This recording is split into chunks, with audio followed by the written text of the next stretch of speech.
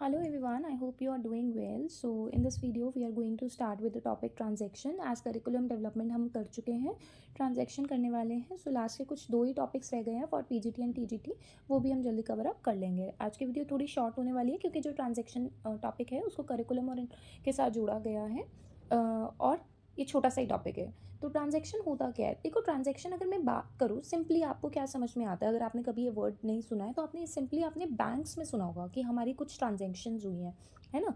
तो ट्रांजैक्शन अगर करिकुलम के साथ जोड़े तो कैसा प्रोसेस है जिसके अंदर आप करिकुलम को कैसे डिलीवर करोगे, स्टूडेंट के साथ, बच्चे के साथ कैसे डिलीवर करोगे, कैसे ट्रांजैक्ट करोगे, ठीक है, किस तरीके से ट्रांजैक्ट करोगे, दैट इज़ योर ट्रांजैक्शन. इसके अंदर टीचर्स लर्नर्स लर्नर्स को पढ़ाते हुए कौन से मटेरियल्स यूज़ करेंगे ताकि वो अपने गोल्स तक पहुंच जाएं. So then comes to curriculum transaction के अंदर लर्निंग रिसोर्सेज, असेसमेंट टूल्स, ये सब आ जाते हैं. और टीचिंग स्ट्रैटेजीज, सबसे पहले तो प्लानिंग, टीचर लेसन प्लान करती है और ऐसे इंस्ट्रक्शनल मेथड होने चाहिए जो करिकुलम गोल्स को अलाइन करें. स्ट्रैटेजीज कैसी होनी चाहिए? डिफरेंट तरीके की, क्योंकि एक क्लास में डाइवर्स चिल्ड्रन पढ़ रहे होते हैं, right. Lecture, discussion, experiential learning, technology, ये सारी चीज़ें ऐड होनी चाहिए.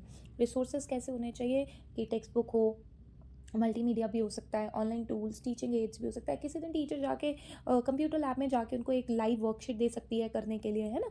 ये सारी चीज़ें भी हो सकता है. लर्नर का एंगेजमेंट, लर्निंग को बढ़ाने के लिए, बढ़ावा देने के लिए कोलैबोरेटिव एक्टिविटीज़ कराई जाए, ग्रुप में काम हो, प्रॉब्लम सॉल्विंग टास्क दिए जाए और रेगुलर बच्चे को इवैल्यूएट करते रहे. तो ये सारे के सारे ट्रांजेक्शन का ही एक पार्ट है. तो सेकेंड पार्ट है इंस्ट्रक्शनल ट्रांजेक्शन. इंस्ट्रक्शन से आप क्या समझ रहे हो कि किस तरीके से आपने बच्चे को टेक्निक्स को इंस्ट्रक्ट करना है, कैसे बताना है. सो पहला तो स्टेज आता है प्रिपरेशन स्टेज. यहाँ पे टीचर कंटेंट को एनालाइज करेंगे.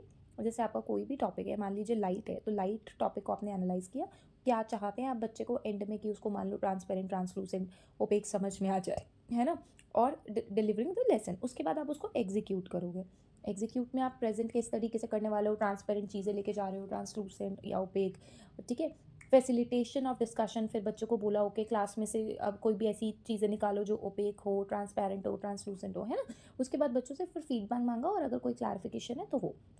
And finally follow up stage, follow up लिया उसको असाइनमेंट के बेसिस में, प्रोजेक्ट के बेसिस में. एंड और अगर कहीं पे भी दिक्कत आती है तो आपने उसको फिर से कराना है रेमीडियल क्लास की तरह.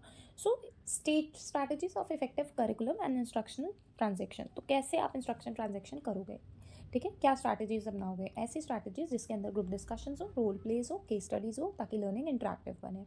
हर बच्चे के अकॉर्डिंगली इंस्ट्रक्शन बार बार चेंज करते रहोगे, मतलब हर बच्चे का लर्निंग स्टाइल अलग होता है, तो बच्चे के इंटरेस्ट के अकॉर्डिंगली आप इंस्ट्रक्शंस देंगे. टेक्नोलॉजी को इंटीग्रेट करेंगे, स्मार्ट बोर्ड्स यूज़ कर सकते हैं, लर्निंग प्लेटफॉर्म्स यूज़ कर सकते हैं, या आप अपनी कंप्यूटर लैब्स भी यूज़ कर सकते हैं. कंस्ट्रक्टिविस्ट अप्रोच फॉलो करेंगे जिसके अंदर बच्चे अपनी नॉलेज खुद कंस्ट्रक्ट कर सकते हैं और हम और नॉलेजेबल अदर की तरह काम करेंगे. उन्हें टीम वर्क में कोई काम दे सकते हो, घर से करके लाने के लिए भी और स्कूल में करने के लिए भी. फॉर्मेटिव असेसमेंट्स भी हम साथ साथ करते रहेंगे ताकि हमें उसी टाइम फीडबैक मिल जाए और उन्हें उनका प्रोग्रेस हम मॉनिटर कर पाएँ.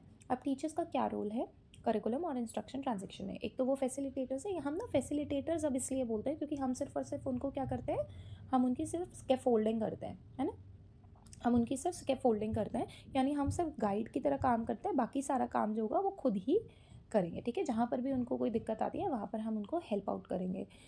करिकुलम को इंटरप्रेट भी कर सकते हैं, ठीक है, हम लोग. क्यों? क्योंकि टीचर्स को ज़्यादा पता है, टीचर्स अपने लेक्चर को डिलीवर कर रही हैं. Instructional designers, right, teacher select करेंगी, अप्लाई करेगी मोस्ट अप्रोप्रिएट टीचिंग मेथड. ये सारी चीज़ें क्या है, ये ट्रांजेक्शन्स में आ जाती हैं.